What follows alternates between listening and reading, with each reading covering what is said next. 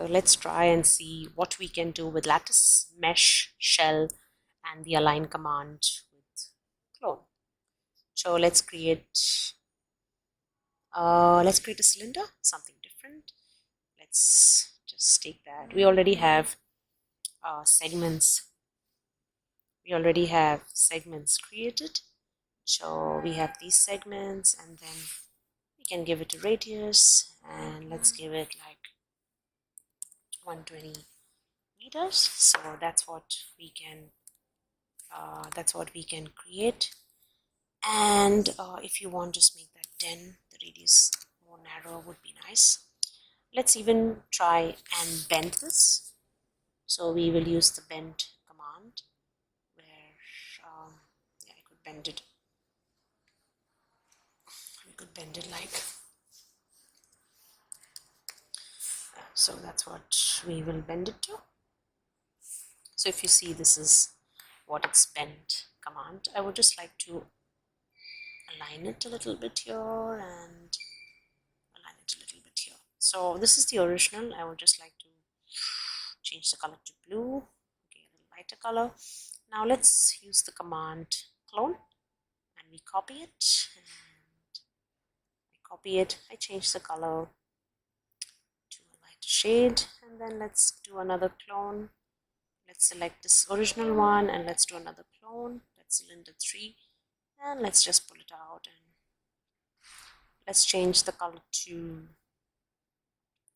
say, another color. So these are the 3 colors that we can use. Now coming to the first one, we will again go to modifier and see lattice. So this is, I got scared, so we have 0.15. We can just try something. So I'll just orbit it a little bit, and we come to this join command, and I would like to reduce this as well. So if you see, we have reduced it all over, and if you see if you see this pointer, so we could actually increase this to 0.2, so, or we increase it to say 0.5. so this is what shape you can get. If you want, you can make it into a tetra, or you can do even this one.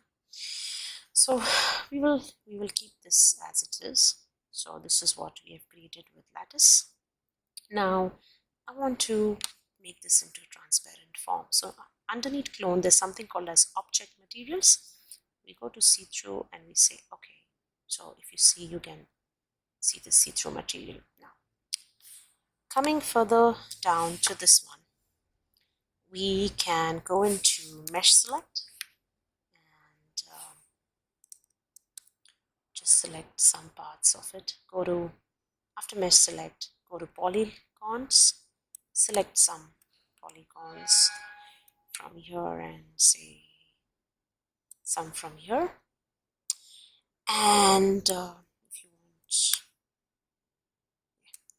so this is what you can select, and go again to delete mesh, and there you go, that's get deleted. Now you need to give some thickness to this. It just looks like paper at the moment, so we go to shell,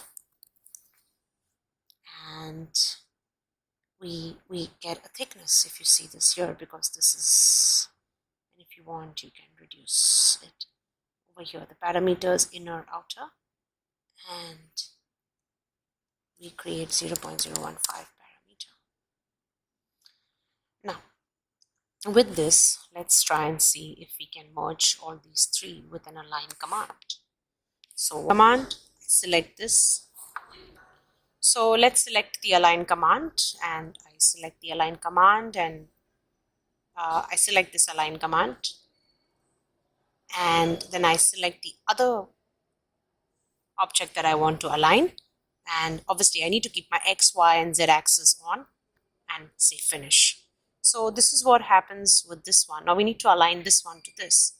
So let's do it the other way around. I will select this, say align, and I will select this,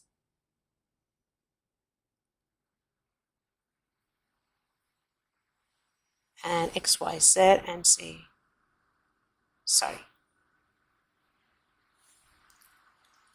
select this and align it to this command and say finish. So this is what you see in the align command. Sorry, sometimes the align command doesn't pick, but I'm sure this will work for us.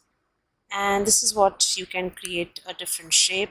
You can do this with blend as well. You can do this with twist as well.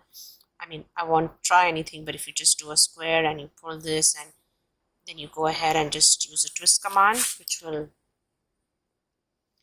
will help. So if you can twist this, and obviously you use the same